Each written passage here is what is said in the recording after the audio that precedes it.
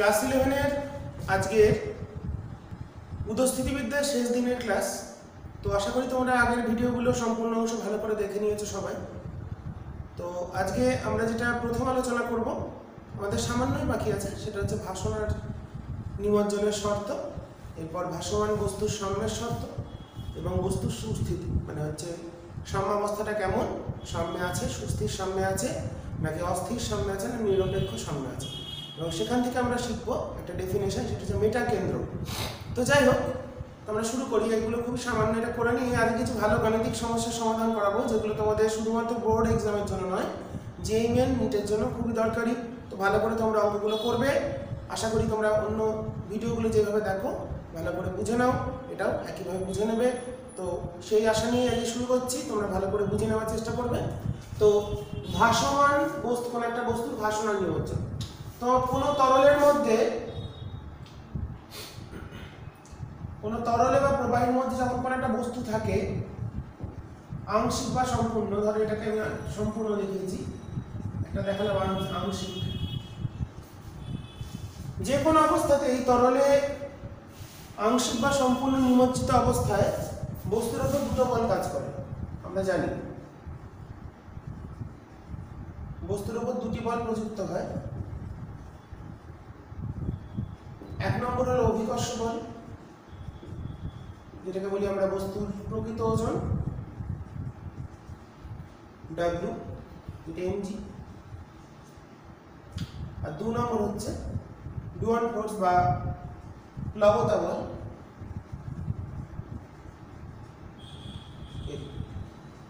V rho g। Rota হলো প্রবাহের ঘনত্ব,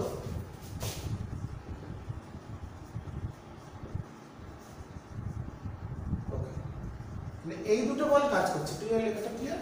যেটা দেখে নিয়ে আমি রয়েছে, গুড। তো এই দুটো বল কাজ করছে। তো এবার একটা বল কাজ করছে নিচের দিকে, এটা হলো mg, আর উপর দিকে কাজ করছে প্লাবতা বল, এখানেও তাই, mg প্লাবতা বল। প্লাবতা বল যে বিন্দুতে কাজ করে তাকে বলে প্লাবতা কেন্দ্র।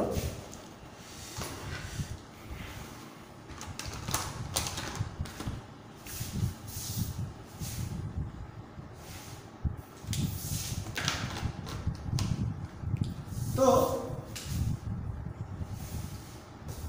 যদি কোনো একটা বস্তু ভাসমান অবস্থায় থাকে, মানে 1 নম্বর চিত্র, তাহলে ভাসনের ক্ষেত্রে দুটো ভাসন হতে পারে, সম্পূর্ণ নিমজ্জিত অবস্থায় ভাসছে বা আংশিক নিমজ্জিত অবস্থায় ভাসছে। যদি আংশিক নিমজ্জিত অবস্থায় ভাসে,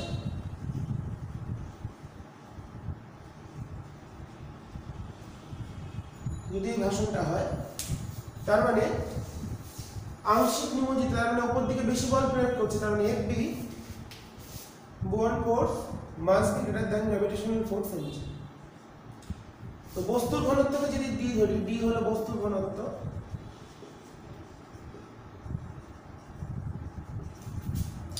তাহলে প্লাবতা মানে V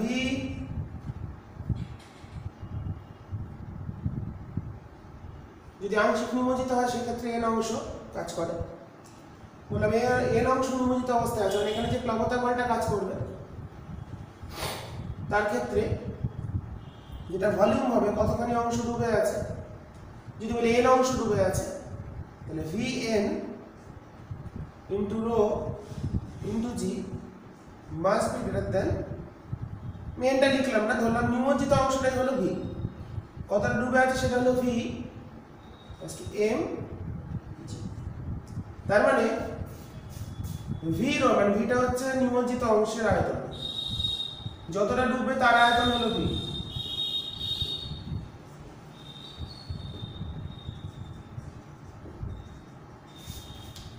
নিমজ্জিত অংশের আয়তনটা হলো V, তাহলে that is V into rho must be greater than m।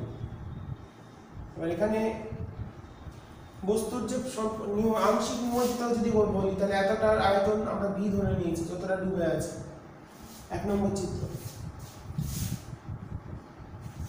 তো ফার্স্ট কন্ডিশন কি, যদি প্লবতা বলের মানটা বেশি হয় বস্তুর ওজন থেকে, অভিকর্ষ বল থেকে, তাহলে বস্তু আংশিক নিমজ্জিত অবস্থায় ভাসবে।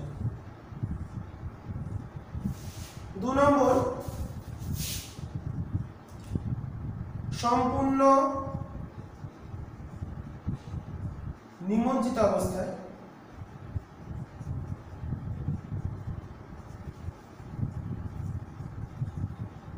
ভাসন। পুরো ডুবে ভাসছে মানে এটার ক্ষেত্রে, মানে পুরো ডুবে গেছে মানে সেই ক্ষেত্রে প্লবতা আর mg মান পরস্পর সমান, উপরেও যায়নি নিচেও যায়নি, মাঝামাঝি জায়গায় ভেসে আছে। কোনো মাঝামাঝি জায়গায় যদি ভেসে থাকে তাহলে এর উপর যতটা প্লবতা কাজ করবে আর mg মানটা অবশ্যই সমান হবে।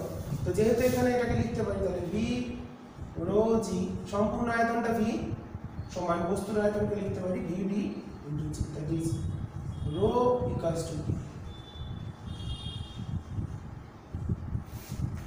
যদি তরলের ঘনত্ব আর বস্তুর ঘনত্ব সমান হয় তাহলে সম্পূর্ণ নিমজ্জিত অবস্থায় বস্তুটা ভাসবে, ঠিক আছে।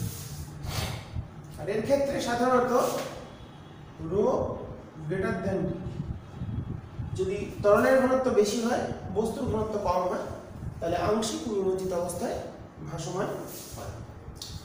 তাহলে ভাসনের দুটো কন্ডিশন, তার মানে যদি প্লবতা বল mg থেকে বড় বা সমান হয় তাহলে ভাসবে, প্লবতা বলের মান mg থেকে বড় বা সমান হয় তাহলে ভাসবে।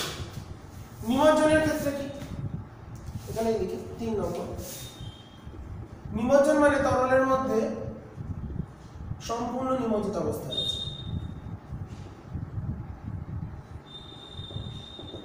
তার মানে সম্পূর্ণ নিমজ্জন কখন হবে, যখন mg গ্রেটার দেন প্লবতা। যদি বস্তুর ওজন প্লবতার তুলনায় বেশি হয় সেক্ষেত্রে বস্তু তরলের তলদেশে চলে যাবে এবং সম্পূর্ণ নিমজ্জন করবে।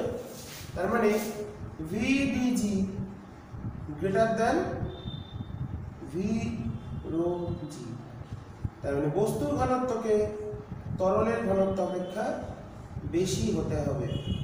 যেমন এক টুকরো লোহাকে যদি জলে ফেলে দিই, লোহার ঘনত্ব হচ্ছে 7.8 গ্রাম পার সিসি, জলের ঘনত্ব আইডিয়াল ভ্যালু 1 গ্রাম পার সিসি, তাহলে জলের তুলনায় লোহার ঘনত্ব বেশি, তাই লোহার টুকরো জলে ডুবে যায় খুব সহজে, ঠিক আছে। তাহলে এই হচ্ছে তিনটে বস্তুর তিনটে কেস আমরা দেখলাম, আংশিক নিমজ্জন, সম্পূর্ণ নিমজ্জন আর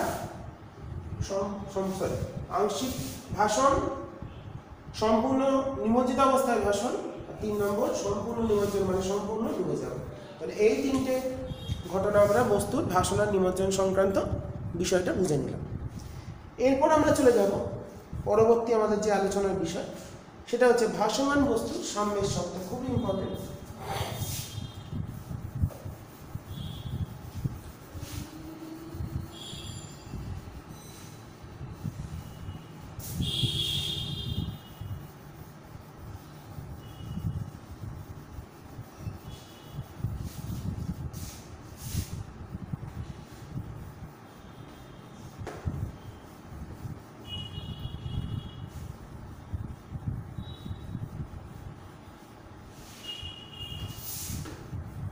ভাসমান বস্তুর সাম্যের শর্ত, যখন কোন একটা বস্তুকে তরলের মধ্যে নিমজ্জিত করি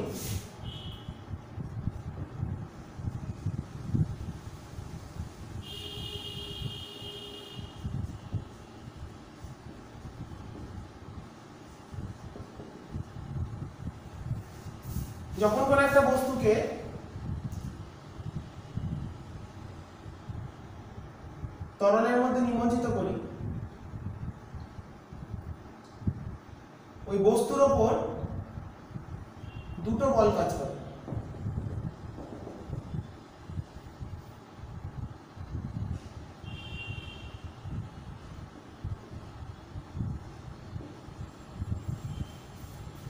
এক কি কি? বল দুটো হচ্ছে একটা অভিকর্ষ বল, এটা কাজ করে কোথায়? ভার কেন্দ্রে, সেন্টার অফ গ্র্যাভিটিতে, সিজি। আর একটা বল কাজ করে প্লবতা, সেটা কাজ করে যেটা, সেটা হচ্ছে প্লবতা কেন্দ্র। প্লবতা কেন্দ্র মানে বলে দিয়েছিলাম অপসারিত, এটাকে লিখব সিবি, সেন্টার অফ বাউন্সি বা বুয়ান্ট ফোর্স, অপসারিত তরলের ভার কেন্দ্র।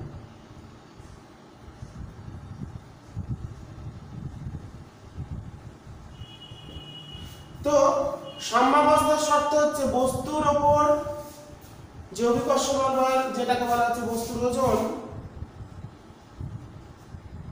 আর প্লবতা বল যেটা কাজ করছে প্লবতা বল, বুয়ান্ট ফোর্স। ফার্স্ট কন্ডিশন, 1 নম্বর শর্ত, বস্তুর ওজন ভাসতে গেলে কি হতে হয়? আর প্লবতাকে সমান হতে হবে। সাম্যে থাকতে গেলে ফার্স্ট কন্ডিশন হচ্ছে বস্তুর উপর ক্রিয়াশীল অভিকর্ষ বল বা বস্তুর ওজনকে তার প্লবতার সঙ্গে সমান হতে হবে।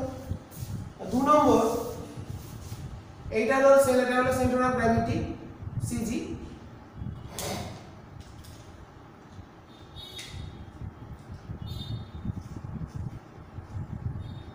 আর প্লবতা কেন্দ্র, এরা একই কেন্দ্রীয় উল্লম্ব রেখা বরাবর থাকতে হবে। সিজি means ভার কেন্দ্র, centre of gravity, and this is CB, centre of buoyancy বা বুয়ান্ট ফোর্স। এদের দুজনকে, এটাকে বলা হচ্ছে কেন্দ্রীয়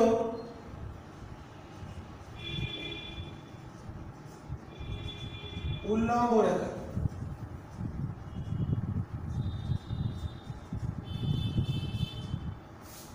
কেন্দ্রীয় উল্লম্ব রেখা। 2 নম্বর শর্ত কি? সিজি মানে ভার কেন্দ্র মানে বস্তুর ভার কেন্দ্র ও প্লবতা কেন্দ্র সিবি কে একই কেন্দ্রীয় উল্লম্ব রেখার উপর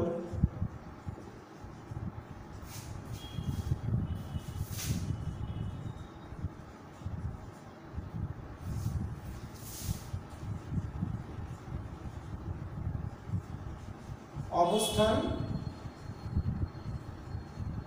করতে হবে।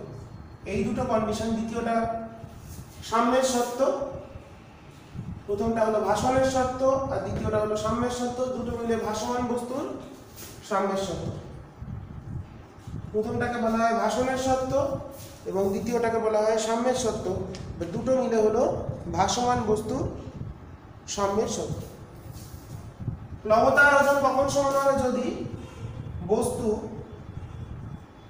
তার নিজের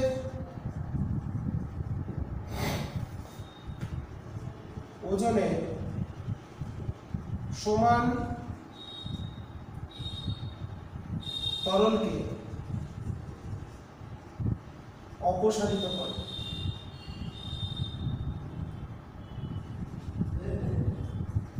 অপসারিত তরলের ওজন আর বস্তুর ওজন যদি সমান হয় সেক্ষেত্রে বলা যায় ওজন আর প্লবতার মান সমান। বস্তু তার নিজের ওজনের সমান তরলকে, যতখানি তরল অপসারিত হবে তার যে ওজন হবে সেটা অবশ্যই বস্তুর ওজনের সমান হতে হবে। আর সেকেন্ড কন্ডিশন, প্রথমটাকে বলা হচ্ছে ভাসনের শর্ত।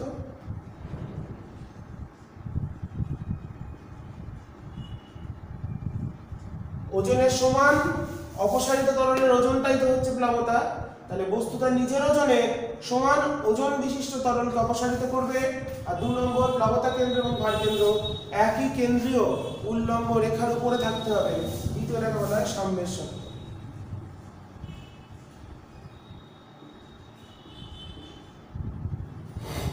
ওকে, এবার বস্তুর সাম্য তিন রকমের হয়। বস্তুর এই যে সাম্য বা সুস্থির, একটা হলো সুস্থির সাম্য, একটা অস্থির সাম্য, একটা নিরপেক্ষ সাম্য। তো বস্তুটা কি ধরনের সাম্যাবস্থায় আছে সেটা জানতে হলে বস্তুটাকে তার সাম্যাবস্থা থেকে কিছুটা নড়িয়ে দিতে হবে বা দুলিয়ে দিতে হবে বা বিঘ্নিত করতে হবে। যদি বস্তুটা আগের অবস্থায় ফিরে আসতে পারে তাহলে সেটা সুস্থির, আগের অবস্থায় ফিরে আসতে না পারে সেটা অস্থির সাম্য। আর যদি নাড়িয়ে দিলেও তার সাম্যাবস্থার কোনো পরিবর্তন না হয় সেটাকে বলা হচ্ছে নিরপেক্ষ সাম্য। তো ছবিগুলো দেখবো আমরা। এরপর আমাদের পরবর্তী যে টপিক, বিভিন্ন ঠিক করে লিখে নেবে, সুস্থির সাম্য,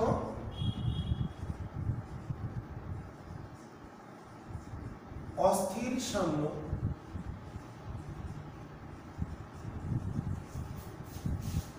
ও নিরপেক্ষ সাম্য।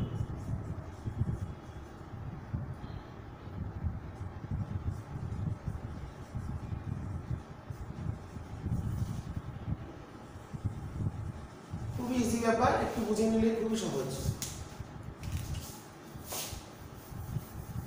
তো যদি সাম্যকে আমরা বিঘ্নিত করি তাহলে কিন্তু প্লবতা কেন্দ্র আর ভর কেন্দ্র একই রেখায় থাকবে না, ঠিক আছে? একই রেখায় যদি না থাকে, দুটো সমমানের বিপরীতমুখী বল ক্রিয়া করার ফলে সেখানে একটা দ্বন্দ্ব সৃষ্টি হয় বা টর্ক সৃষ্টি হয়। সেই টর্কটা যদি আগের অবস্থায় ফিরিয়ে আনতে পারে তাহলে সেটা সুস্থির, সেই টর্ক যদি আগের অবস্থায় ফিরিয়ে আনতে না পারে সেটা অস্থির সাম্য, আর যদি টর্কই ক্রিয়া না করে তাহলে সেটা নিরপেক্ষ সাম্য। তো মনে রাখতে হবে কোন একটা বস্তুকে যখন আমরা তার, এটা ছিল উল্লম্ব রেখা, আগের ছবি অনুসারে আঁকছি, তো বস্তুটাকে আমরা বিঘ্নিত করেছি,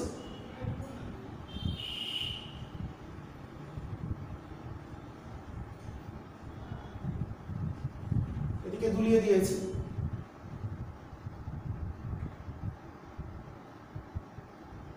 তার এখন তার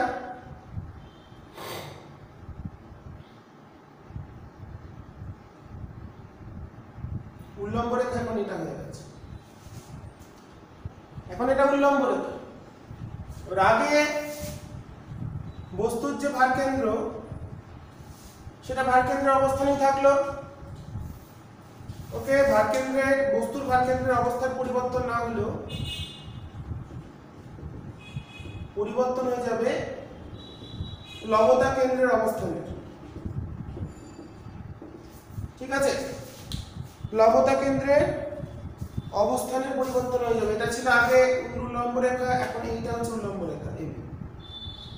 এখন যদি ভার কেন্দ্রটা এখানে চলে আসে তাহলে এই বরাবর কাজ করছে এমজি।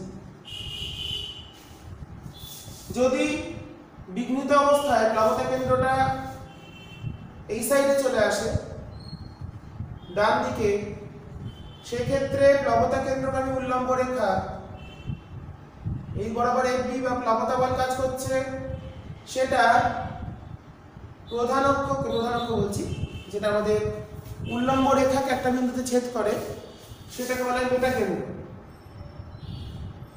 এই যে পয়েন্টটা ছেদ করলো এটা হলো, এটা উল্লম্ব রেখাটা একটি বস্তু। সাম্য বিঘ্নিত অবস্থায় প্লবতা কেন্দ্রগামী উল্লম্ব রেখা কেন্দ্রীয় রেখাকে উল্লম্ব রেখা বলা হচ্ছে কেন্দ্রীয় রেখা। কেন্দ্রীয় রেখাকে যে বিন্দুতে ছেদ করবে সেটাকে বলা হচ্ছে এম, মেটা কেন্দ্র।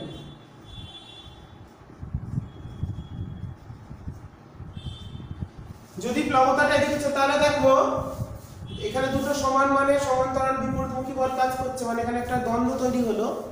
এই দ্বন্দ্বের জন্য আমরা দেখতে পাচ্ছি এদিকে আর ক্রস এফ, মানে এইদিকে ঘুরিয়ে দেবে। এই জিনিসটা এরকম ছিল, আবার কাছে এদিকে চলে যাবে। তাহলে এখানে যে টর্কটা কাজ করছে সেটা কোন দিকে কাজ করছে? এদিকে কাজ করছে, আমি দেখতে পাচ্ছি।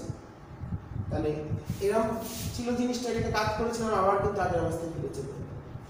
তার মানে এখানে এই যে ছবিটা এঁকেছি সেটা হচ্ছে সুস্থির সাম্য। মানে সাম্য থেকে বিঘ্নিত করার পরেও কেন টর্কটা ওদিকে, আমাদের ফোর্সের দিকে, এইদিকে হচ্ছে আর, এদিকে ফোর্স, তাহলে আর ক্রস এফ। সিমিলারলি এদিকে ভাবলে এদিকে এমজি, ফোর্সের দিকে, এই বিন্দু সাপেক্ষে অবস্থান ভেক্টরের দিকে, তাহলে আর ক্রস এফ, তাহলে এই ঘোরাচ্ছে এদিকে।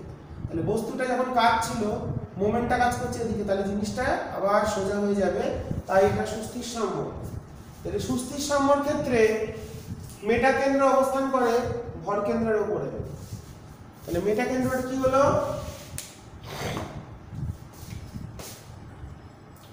সাম্য বিঘ্নিত অবস্থায়, সাম্য বিঘ্নিত অবস্থায় লবতা কেন্দ্রগামী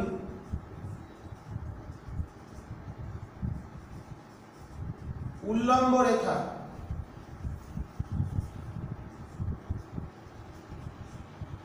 এটাকে উল্লম্ব রেখা এখন বলছি, এটা আগে উল্লম্ব ছিল, এখন এটা ইনক্লাইন হয়ে গেছে, কেন্দ্রীয় রেখা বলছি।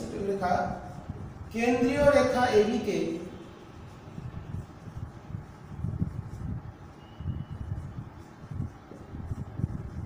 যে বিন্দুতে ছেদ করে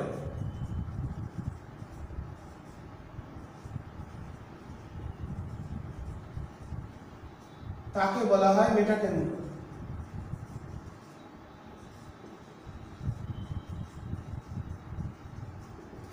সুস্থির সাম্যের ক্ষেত্রে মেটা কেন্দ্রটা কোথায় অবস্থান করছে, ভার কেন্দ্রের উপরে।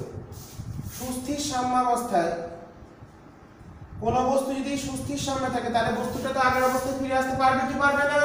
টর্কটা কাজ করছে কোন দিকে, আর ক্রস এফ এদিকে, তার মানে জিনিসটাকে আবার আগের অবস্থায় ফিরিয়ে আনতে পারবে। তাহলে সুস্থির সাম্যাবস্থায়, সুস্থির সাম্যাবস্থায় মেটা কেন্দ্র, এটাকে এম দিয়ে ডিনোট করেছিলাম, এম জি এর মানে ভার কেন্দ্রের, জিটা হলো ভার কেন্দ্র আর বিটা হলো প্লবতা কেন্দ্র, আমি লিখে দিই, জিটা হলো ভার কেন্দ্র, সিজি লিখে নি, জাস্ট জি লিখেছি, আর বি হলো সিবি লিখে নি, শুধু বি লিখেছি, প্লবতা কেন্দ্র। আশা করি বোঝা গেছে। তাহলে সুস্থির সাম্যাবস্থায় এম মানে মেটা কেন্দ্র ভর কেন্দ্রের জি এর উপরে অবস্থান করে।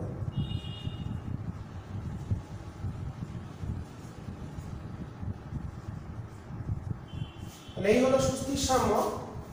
এবং সুস্থির সাম্যর ক্ষেত্রে চিত্র প্রদর্শন এবং সেখান থেকে মেটা কেন্দ্রের অবস্থান আমরা চিত্রের সাহায্যে বুঝিয়ে দিলাম, তোমরা ঠিক করে লিখে নেবে। এরপর আমরা পড়ব অস্থির সাম্য।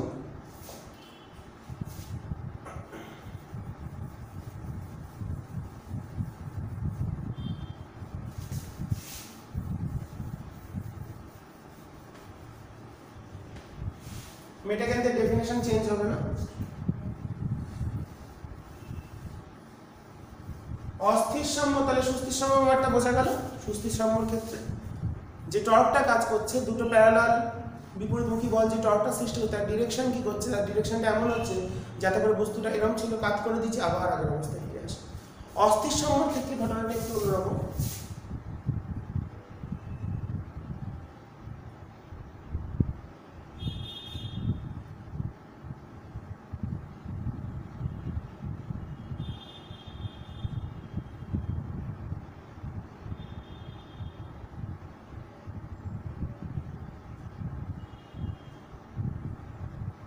এই হলো এবি কেন্দ্রীয় রেখা,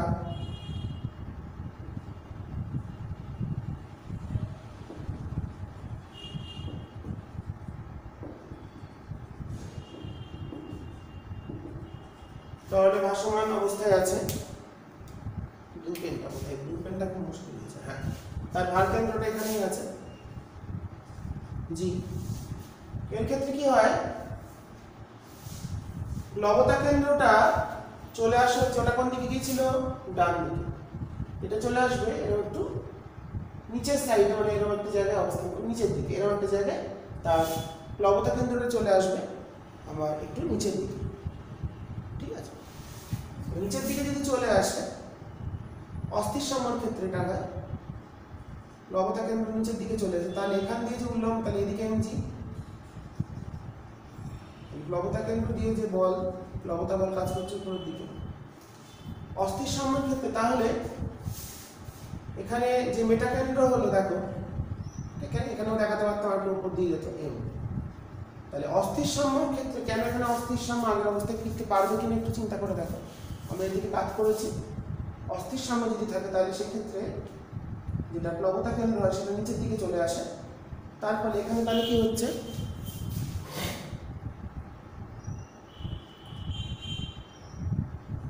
এদিকে এফবি, এদিকে এমজি, তাহলে আর ক্রস এফ।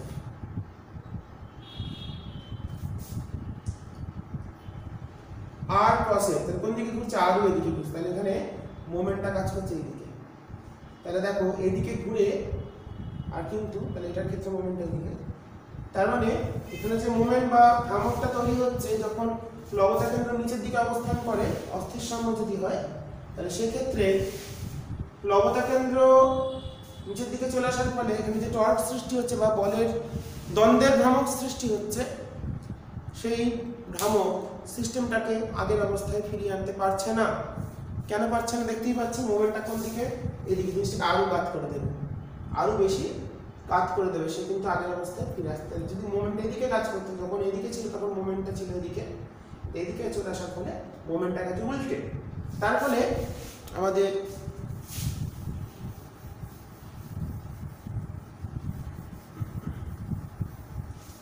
তাহলে অস্থির সাম্যাবস্থায়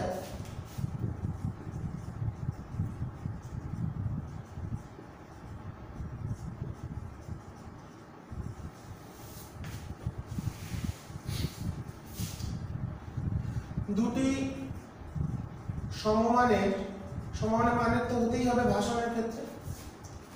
বিপরীতমুখী বলের ক্রিয়ায়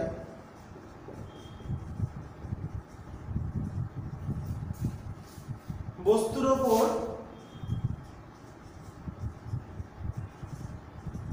প্রযুক্ত টর্কের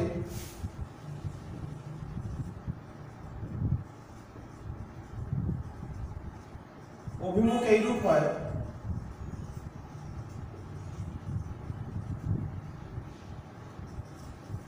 যা ওই সাম্য বিঘ্নিত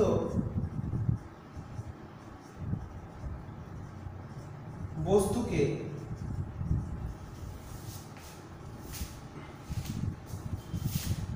প্রাথমিক অবস্থায়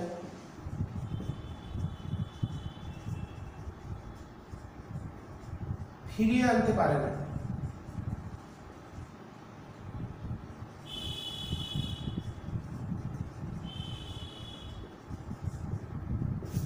প্রাথমিক অবস্থায় ফিরিয়ে আনতে পারে না, যখন সাম্য থেকে বিঘ্নিত হয়ে গেল, তাহলে এখানে যে মোমেন্টটা কাজ করছে সেটা কিন্তু আগের অবস্থায় আর ফিরিয়ে আনতে পারছে না। ঠিক আছে, তো এটাকেই বলা হচ্ছে আমাদের অস্থির সাম্য। এবং অস্থির সাম্য অবস্থায় দেখতে পাচ্ছি এই অস্থির সাম্যাবস্থায়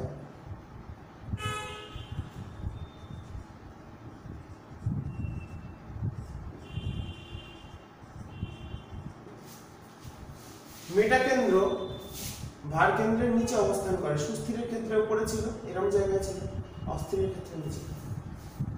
মেটাকেন্দ্র এম জি এর নিচে অবস্থান। তাহলে যদি মেটাকেন্দ্রটা ভার কেন্দ্রের নিচে অবস্থান করে তাহলে সেটা হচ্ছে অস্থির সাম্য, যদি উপরে অবস্থান করে তাহলে সেটা সুস্থির সাম্য, নিচে অবস্থান করে।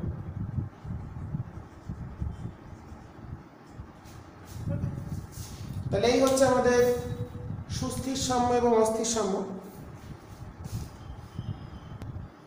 এরপর আমরা যেটা করব সেটা হচ্ছে নিরপেক্ষ সাম্য।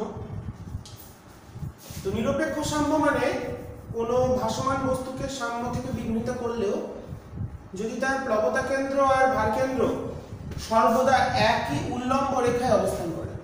কোনো ভাসমান বস্তুকে সাম্য থেকে বিঘ্নিত করলেও যদি তার প্লবতা কেন্দ্র মানে জি বা সিজি অ্যান্ড ভার কেন্দ্র প্লবতা কেন্দ্র সিবি এবং ভারকেন্দ্র সিজি যদি একই উল্লম্ব রেখায় অবস্থান করে তখন সেক্ষেত্রে কোনো দ্বন্দ্ব বা টর্কের সৃষ্টি হয় না এবং এই সাম্যাবস্থাকেই বলা হয় নিরপেক্ষ সাম্য। এবং এক্ষেত্রে এম মানে মেটাকেন্দ্র সর্বদা কেন্দ্রেই অবস্থান করে, মানে ভারকেন্দ্রের সাথে মিলে থাকে। কেমন দেখি ছবিটা, কথাটা একটু বুঝে নিতে হবে ছবির সাহায্যে।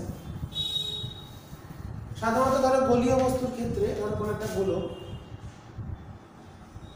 ভাসমান অবস্থায় আছে, তার কেন্দ্র এটা, তো আগে ছিল এখানে ছিল জি, এটা ছিল বি। এবার এটাকে যখন আমরা ঘুরিয়ে দিয়েছি, রোটেট করে একটুখানি স্প্রিং ঘুরিয়ে দিয়েছি, তাহলে দেখা যাবে বিটা শিফট করে চলে আসছে এখানে, আবার একটা উল্লম্ব রেখা বিটা শিফট করে চলে আসছে বি ওয়ানে। তাহলে কিন্তু যখন জিনিসটা সোজা ছিল এরকম, তখন আমরা দেখতাম একই উল্লম্ব রেখা যে ঘুরিয়ে দিয়েছি বিটা শিফট করে চলে এসছে কোথাও এমন জায়গায় যাতে করে বিটা চলে এসছে বি ওয়ানে, যাতে করে জি আর বি সর্বদা একই জায়গায় থাকে। এবার এখান থেকে তার মানে এখানে এম জি কাজ করছে নিচে, আর এই বরাবর এফ বি কাজ করছে। দেখো দুজনে কিন্তু একই রেখা বরাবর কাজ করছে এবং তারা যেখানে ছেদ করেছে ভর আমার প্লবতা কেন্দ্রগামী উল্লম্ব রেখা, কেন্দ্রীয় রেখা, এটা কেন্দ্রীয় রেখা। এখন কেন্দ্রীয় রেখাকে প্লবতা কেন্দ্রগামী এটা উল্লম্ব রেখা যে বিন্দুতে ছেদ করে সেটা মেটা কেন্দ্র, তার মানে মেটা কেন্দ্র ভার কেন্দ্রেই অবস্থান করছে। তাহলে এটাই হলো আমাদের নিরপেক্ষ সাম্য।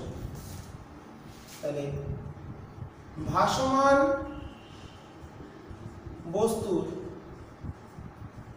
সাম্যাবস্থা বিঘ্নিত হলেও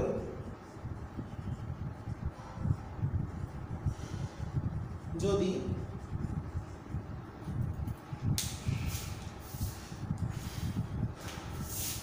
তার প্লবতা কেন্দ্রের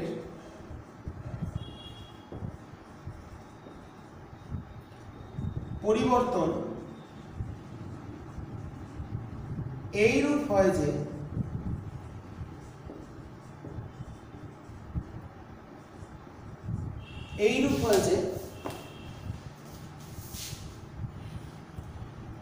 ভারকেন্দ্র ও পরিবর্তিত প্লবতা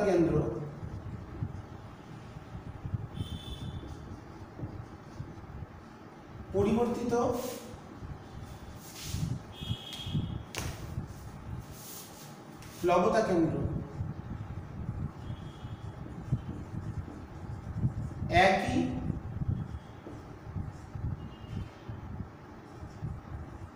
কেন্দ্রীয় রেখার উপর একই কেন্দ্রীয় রেখায় অবস্থান করে,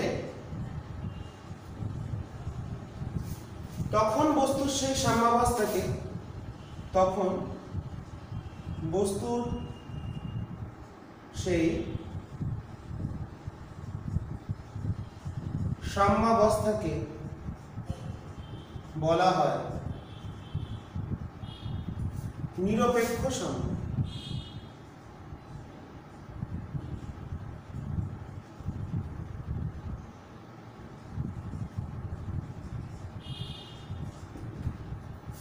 নিরপেক্ষ সাম্য তাহলে কি হলো, বস্তুটাকে তার অবস্থান থেকে বিঘ্নিত করলেও তার ভর কেন্দ্রটা তো একই থাকলো, প্লবতা কেন্দ্রটা এমন ভাবে পরিবর্তিত হবে যাতে করে পরিবর্তিত প্লবতা কেন্দ্র, ভার কেন্দ্র ও পরিবর্তিত প্লবতা কেন্দ্র একই কেন্দ্রীয় রেখায় অবস্থান করে, এটা কোনো চেঞ্জ হলো না। এবং এক্ষেত্রে কি মনে রাখতে হবে, মেটা কেন্দ্র ও জি একই বিন্দুতে অবস্থিত হয় বা অবস্থান করে। তার মানে মেটা কেন্দ্র আমার জি থাকলো নিচে, এম থাকলো উপরে সুস্থির, জি থাকলো এখানে, এম থাকলো নিচে, অস্থির,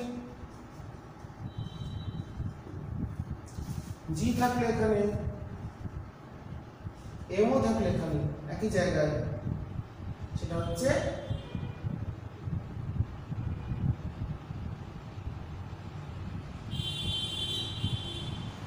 নিরপেক্ষ। ওকে, তাহলে এই হচ্ছে বস্তুর বিভিন্ন সাম্যাবস্থা এবং তাদের চিত্রের সাহায্যে ব্যাখ্যা। আশা করি তোমাদের বুঝতে কোনো সমস্যা হবে না, খুবই সহজেই বুঝে যাবে। তোমরা সবাই নিশ্চয়ই ভালোই বোঝো, সেই ভেবেই আমি বোঝাচ্ছি। ছবিগুলো ভালো করে প্র্যাকটিস করবে এবং কার ক্ষেত্রে মেটা কেন্দ্র কোথায় অবস্থান করে এটা একটু খেয়াল রাখতে হবে, তাহলেই চলবে। এরপর আমরা একটা গাণিতিক সমস্যা করব। একই ধরনের দুটি চমাকৃতি পাত্রে দুটিতেই রো ঘনত্বের তরলের একটিতে উচ্চতা h1, একটা h2। এবার এখানে যারা সেপারেট করা আছে, এটাকে যদি খুলে দিলে দুটো তরলের উচ্চতা সমান হবে। তো এই ক্ষেত্রে অভিকর্ষ বল দ্বারা কৃতকার্যকতা এই ক্ষেত্রফলটা বলে দিয়েছে এ, নলের প্রস্থচ্ছেদ বলে দিয়েছে। তো ওপেন করলে এদিক থেকে তরল চলে যাবে এদিকে, এদিকে উঠবে, এদিকে কমবে। তাহলে যে কোনো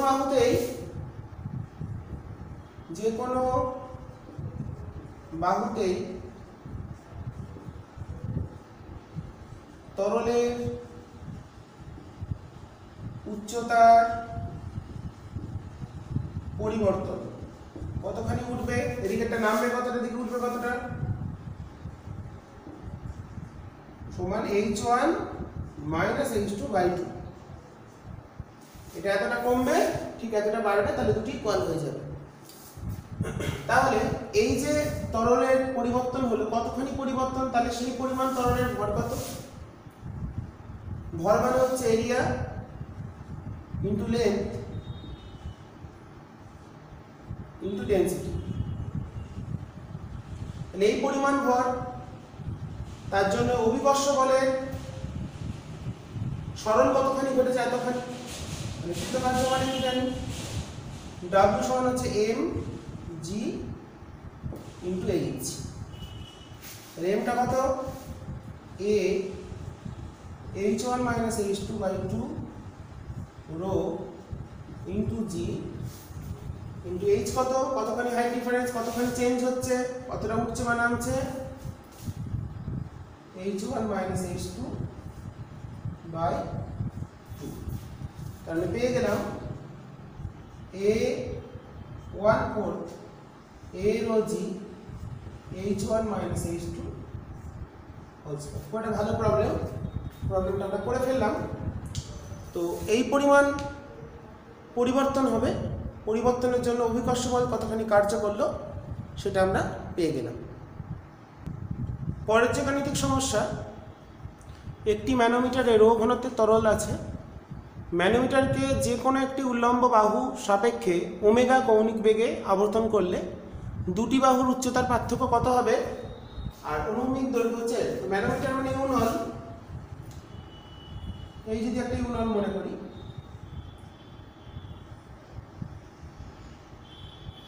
এই লেন্থটা বলে দিয়েছে এল। ধরলাম এটাকে এই বাহুর সাপেক্ষে ওমেগা বেগে ঘোরাচ্ছে। তাহলে এখানে যে অলিক বল সৃষ্টি হবে তার জন্য দুটো বাহুতে তরল তলের উচ্চতার পার্থক্য সৃষ্টি হবে।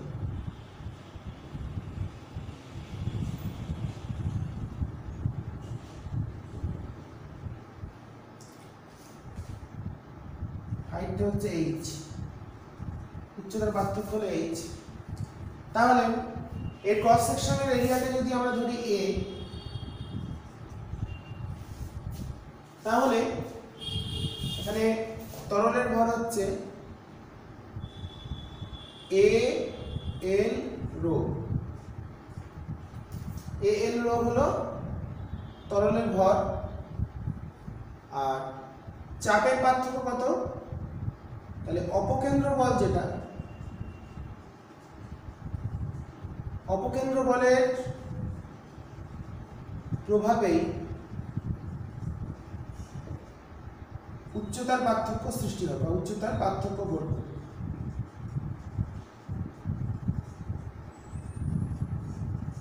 তার মানে সাম্যাবস্থায় তাহলে চাপের জন্য কতটা বল কাজ করছে, এ এল রো ইন্টু জি, সরি এল না, চাপ কত জন আমাদের এখানে এইচ, এইচ রো জি ইন্টু এ, চাপ ইন্টু ক্ষেত্রফল মানে ঘাত মানে বল, সেটাই হচ্ছে কে প্রদান করছে, অপকেন্দ্র বল মানে এম, এমটা কত ওমেগা স্কয়ার আর, আর মানে হচ্ছে মিন রেডিয়াস মানে এটা মধ্যবিন্দুর দূরত্বটা ধরতে হবে মানে L/2। তাহলে এখান থেকে আমাদের চলে আসছে H ইকুয়ালস টু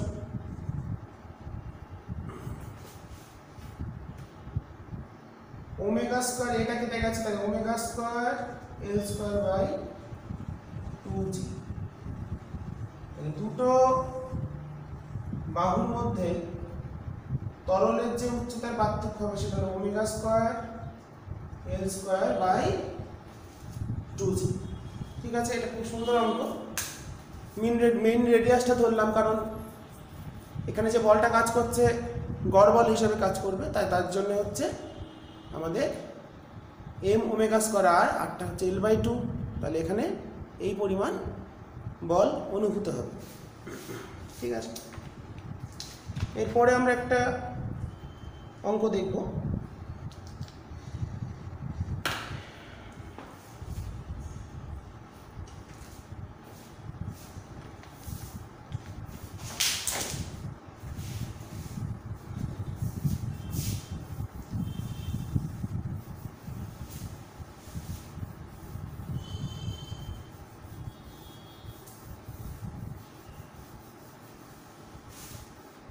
তোমরা অঙ্কগুলো ভালো করে করবে, বইয়ের অঙ্কগুলো তো করবে, আর যেগুলো এক্সট্রা করিয়ে দিচ্ছে অবশ্যই ভালো করে প্র্যাকটিস করবে, যেগুলো তোমাদের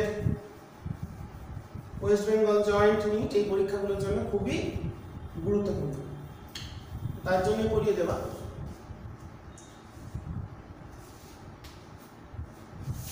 রো এবং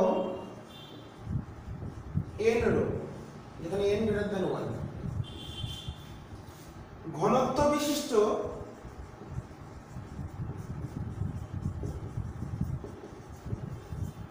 দুটি তরল একটি পাত্রে রাখা আছে।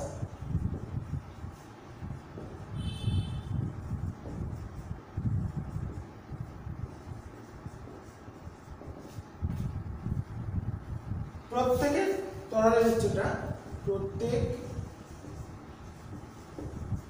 তরলের উচ্চতা সমান h জানি। এই পাত্রে L দৈর্ঘ্যের ও D ঘনত্বের, L দৈর্ঘ্য ও D ঘনত্বের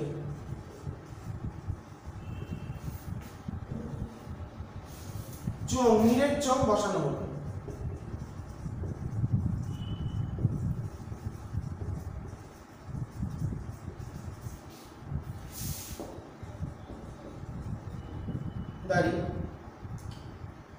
চোঙটি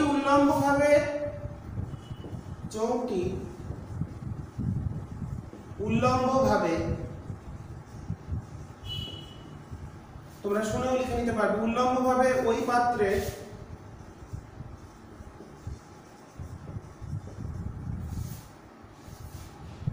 তরলে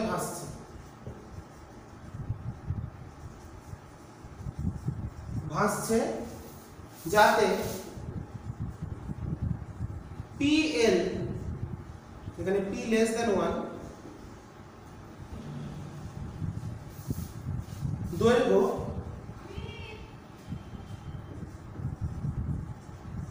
ঘন তরলে, ঘন তরল কোনটা NP, কারণ এটা n greater than 1, ঘন তরলে থাকে। হলো চৌংটির ঘনত্ব নির্ণয় করো, মানে ডি এর ভ্যালুটা কত, ডি সমান কত। খুব ভালো প্রবলেম। আগের দিন তোমাদের একটা জিনিস দেখিয়েছিলাম, তো একটা তরল নিচে এইচ উচ্চতা পর্যন্ত দুটো এইচ, এটার ঘনত্ব, এই নিচের তরলটার ঘনত্ব হচ্ছে এন রো, আর উপরটার ঘনত্ব হচ্ছে রো। এটাকে তো একটু ঘন করে দিই, ঘনত্বটা বেশি বোঝানোর জন্য একটু ঘন করে দেখাচ্ছি।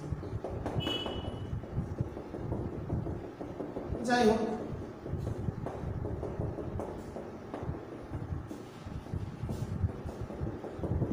এর মধ্যে চুলটা ক্লিয়ার, বা বেশ ঘনত্ব বোঝাও যাচ্ছে। তো এর মধ্যে আমরা কি করলাম, একটা চোঙকে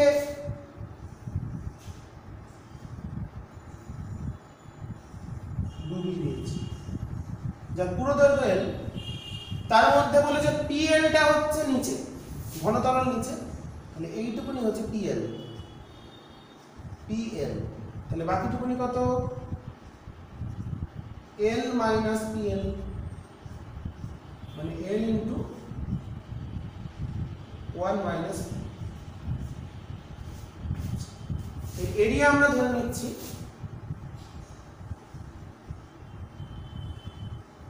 চোঙের এরিয়া হচ্ছে ক্রস সেকশনাল এরিয়া এ। তাহলে ডি কত, তো আমাদের কি জানি, আমরা শিখেছি দুটো অংশের যে প্লবতা বল সেটাই ওজনের সমান হবে।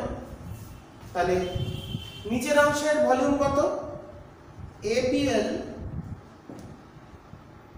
N rho V rho G, প্লবতা বার করছি, এটার আয়তন কত, এরিয়া ইন্টু পিএল হলো ভলিউম, ঘনত্ব হলো N rho into G, plus A into L into 1 minus P into rho into G.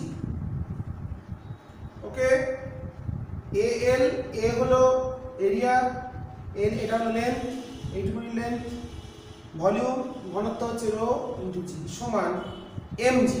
MG কত, এ এল ডি জি। তাহলে এখান থেকে আমরা ডিটা সহজেই ক্যালকুলেট করতে পারি।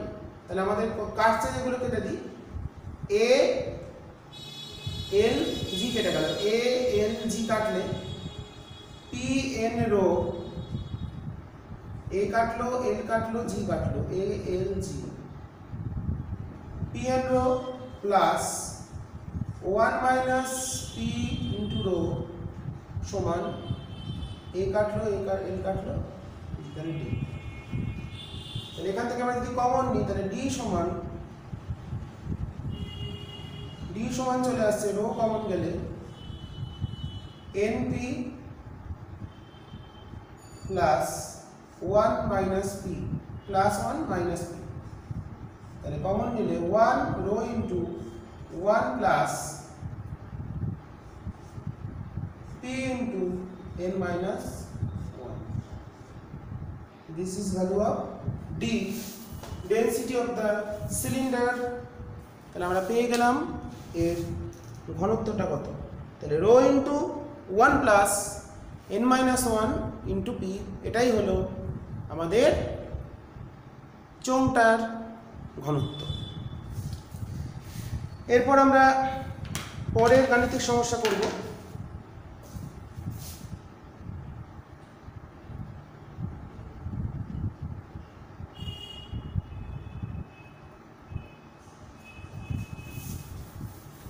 ঠিক করে করবে, খুব ভালো অঙ্ক অঙ্কটা।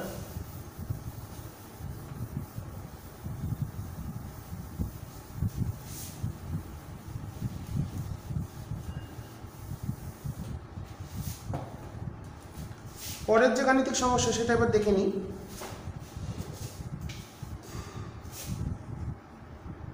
একটি জলপূর্ণ হাইড্রোলিক প্রেসের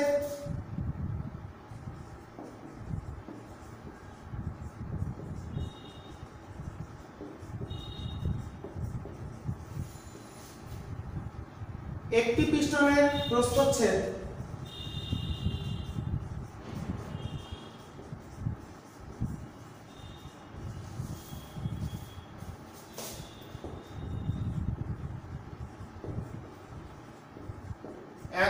বর্গ সেমি দাঁড়িয়ে এর সাহায্যে জলের উপর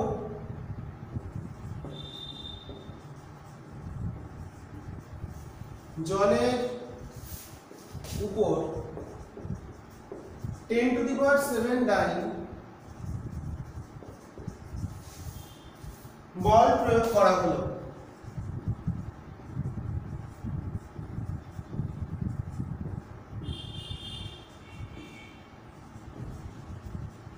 দাঁড়িয়ে অপর পিস্টনে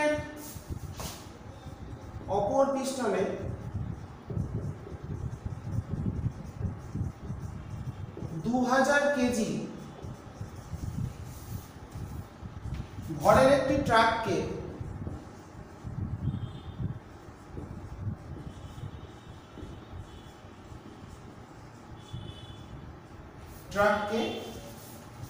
ধরে রেখেছে।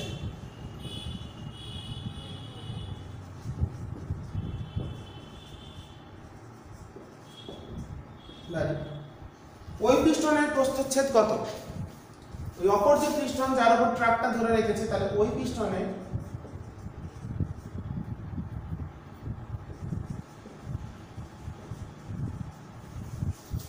প্রস্থচ্ছেদ কত? খুবই ভালো অঙ্ক, ছোটর মধ্যে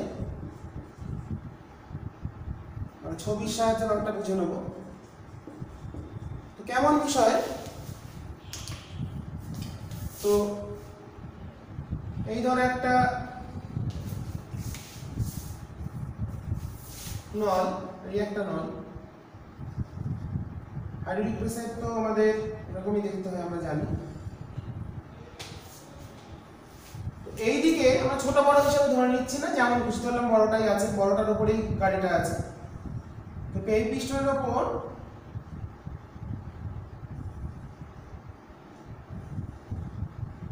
একটা ট্রাককে ধরে রেখেছে।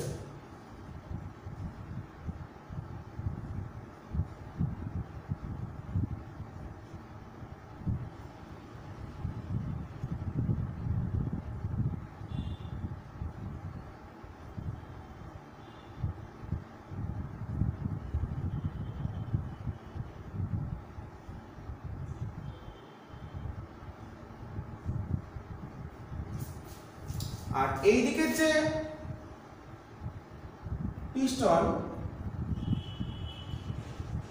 এর ক্ষেত্রফল ধরলাম বি, এটা হলো এ, এর ক্ষেত্রফল হচ্ছে 100 সেমি স্কয়ার। এই পিস্টনে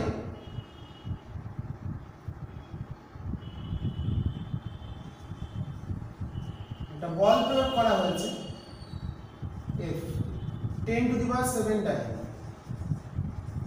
আর এর ওয়েট বলে দিয়েছে 2000 জি। ওকে, এই হলো আমাদের ছবি। ভেতরে জল আছে, জল একটা অসংলগ্ন তরল, চাপ প্রয়োগে আয়তনের পরিবর্তন হয় না। তো মোটামুটি ভাবে আমরা একটা ছবি আঁকলাম বোঝানোর জন্য। তাহলে পাস্কালের সূত্র অনুসারে আবদ্ধ প্রবাহীর কোন অংশে চাপ প্রয়োগ করলে সেই চাপ অপরিবর্তিত মানে সঞ্চালিত হয় এবং সংলগ্ন তলের উপর লম্বভাবে ক্রিয়া করে। তাহলে এখানে কত চাপ? 10⁷/100, that is 10⁵ dyne per centimetre square.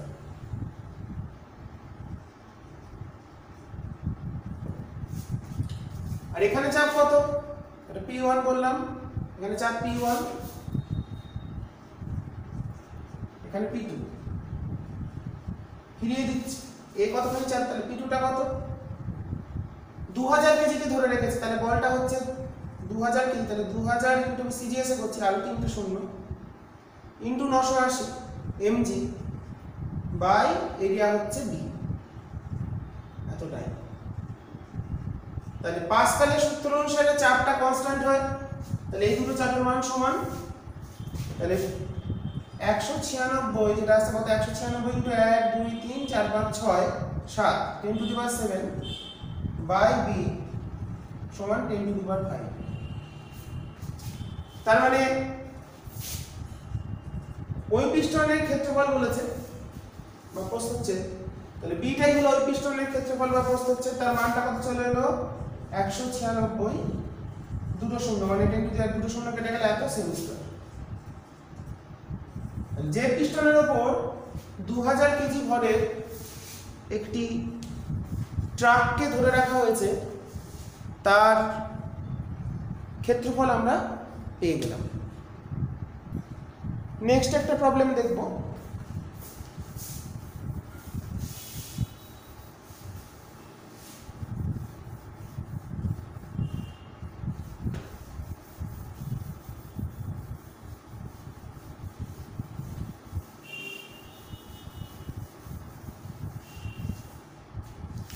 আর ব্যাসার্ধ এবং এম ভরের একটি রবারের বলকে আর ব্যাসার্ধ ও এম ভরের একটি রবারের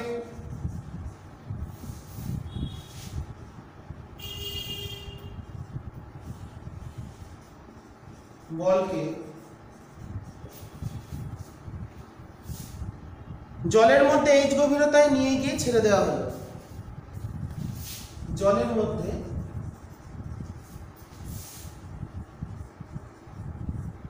এইচ গভীরতায় নিয়ে গিয়ে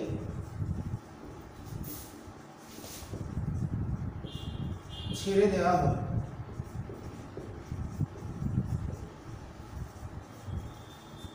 দাঁড়িয়ে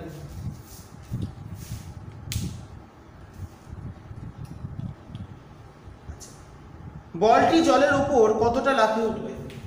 বলটি জলের উপর কতটা লাফিয়ে উঠবে? এখানে অন্য কোনো বাধা কাজ করছে না, শুধুমাত্র বাইরে অভিকর্ষ বল,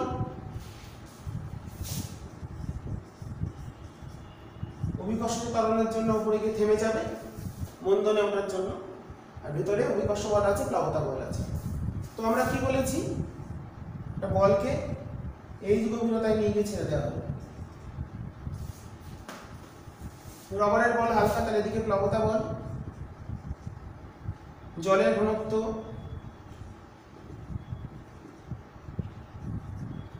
জলের ঘনত্ব 1, রোকে ধরছি 1, সিজিএসই ভাবি, এদিকে কাজ করছে এমজি, তাহলে এদিকে ত্বরণ হচ্ছে, তাহলে এফবি মাইনাস এমজি সমান হচ্ছে এমএ। এম ভরের নেট বল ইকুয়ালস টু এম এ, নিউটনের দ্বিতীয় সূত্র অনুসারে আমরা পেয়ে গেলাম লব্ধি বল হলো এফপি মাইনাস এফপিটা বড়, তাই উপর দিকে ঠেলে তুলে দেবে, তাহলে হলো এটা কত, ভি কত 4/3 pi R cube,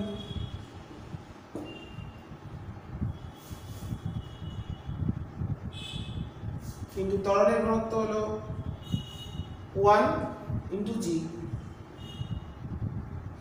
minus MG equals to M. Okay, বলের কি কোনো ঘনত্ব দেওয়া আছে? বলের কোনো ঘনত্ব, হ্যাঁ, বলের উপাদানের ঘনত্ব রো, সরি এটাকে তাহলে ডি ধরতে হবে। বলের উপাদানের ঘনত্ব রো, এটা দেওয়া আছে।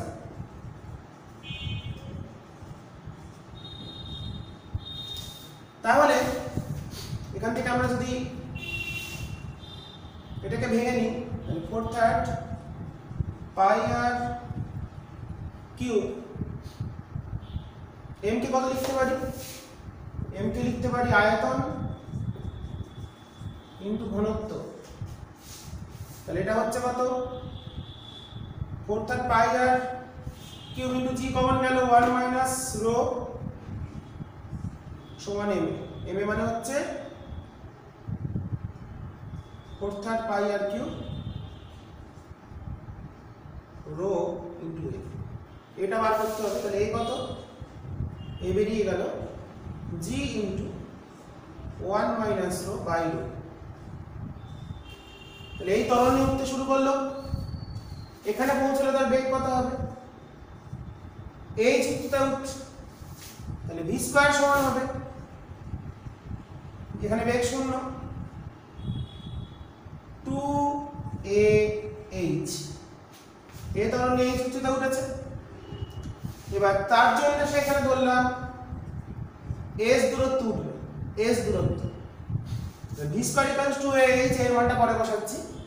এবার যদি s দূরত্ব লাফিয়ে ওঠে, যদি s দূরত্ব লাফিয়ে ওঠে, সুতরাং s equals to v square by 2g, তাহলে s equals to v square by 2g। তাহলে দেখো এখান থেকে আমরা লিখতে পাচ্ছি, তাহলে v স্কয়ার সমান এখানে হচ্ছে 2sg, আগে পেয়েছি v square equals to 2ah, এখন পেলাম 2sg, তাহলে কম্পেয়ার করে লিখতে হবে অতএব ah ইকুয়ালস টু sg, তাহলে s চলে এলো, তাহলে s কত চলে এলো ah by g, ah by g হলো আমাদের ভ্যালু, তাহলে আমাদের s চলে এলো a বাই g এর মানটা কত আসছে 1 minus rho by rho into h। Okay, এটাকে বইতে যে অ্যানসারটা করেছে এটাকে 4/3 পাই আর কিউব দিয়ে গুণ করে দিয়েছে। এটাকে আমরা কি করব, 4/3 পাই আর কিউব দিয়ে যদি উপর নিচে গুণ করি তাহলে লিখতে পারি, দেখো 4/3 পাই আর কিউব দিয়ে গুণ করছি, 4/3 পাই আর কিউব মানে হচ্ছে রো মানে m বাই নিচে একটা m ইনটু h। এই ফর্মে উত্তরটা থাকে অনেক বইতে। আমি যে বই থেকে অঙ্কটা করাচ্ছি সাঁতরা পাবলিকেশনের বইতে উত্তরটা এই ফর্মেই আছে। তাই আমরা কি করলাম, উপর নিচে একটা 4/3 পাই আর কিউব দিয়ে গুণ করে নিলাম, তার ফলে 4/3 pi R cube into rho, 4/3 pi R cube into rho মানে হচ্ছে m, mটা ওখানে বসিয়ে দেওয়া হলো, বসিয়ে দিয়ে উত্তরটা আমরা পেয়ে গেলাম। তাহলে কতখানি উচ্চতা লাফিয়ে উঠবে 4/3 pi R cube minus m by m into h। ঠিক আছে, তো আজকে যে গাণিতিক সমস্যাগুলো করালাম এবং থিওরিগুলো করালাম তোমরা একটু ভালো করে দেখো, এবং উদস্থিতিবিদ্যার যা যা থিওরি ছিল সম্পূর্ণ অংশ আমি করিয়ে দিয়েছি। যদি তোমরা প্রয়োজন হয় কমেন্টে জানাবে, কোনো অঙ্কে অসুবিধা থাকলে আমি অঙ্কটা অবশ্যই করে দেওয়ার চেষ্টা করবো বা হিন্ট দিয়ে দেবো, কমেন্টের মাধ্যমে হোক বা ভিডিও ক্লাসে হোক পরবর্তী। তো এরপরের দিন আমরা সান্দ্রতা পৃষ্ঠটান মানে এতদিন করছিলাম ফ্লুইড স্ট্যাটিক বা আমাদের হাইড্রোস্ট্যাটিক্স, এবার বলবো হাইড্রোডাইনামিক্স বা প্রবাহী গতিবিদ্যা, প্রবাহী স্থিতিবিদ্যা শেষ হলো, দুটো মিলে হচ্ছে বলবিদ্যা, প্রবাহী বা ফ্লুইড মেকানিক্স। ফ্লুইড মেকানিক্সের ফার্স্ট পার্ট আমরা করলাম, হাইড্রোস্ট্যাটিক্স মানে স্থির তরলের ক্ষেত্রে কি কি হতে পারে সেগুলো আমরা দেখলাম, এরপর গতিশীল তরলের ক্ষেত্রে কি হয় সেটা দেখবো। তো তোমরা ভালো করে সম্পূর্ণ করে নাও, এরপর আমরা শুরু করে দেবো সান্দ্রতা পৃষ্ঠটান। ওকে, আজকে এই বলেই শেষ করছি, সবাই ভালো থেকো এবং মন দিয়ে পড়াশোনা করো।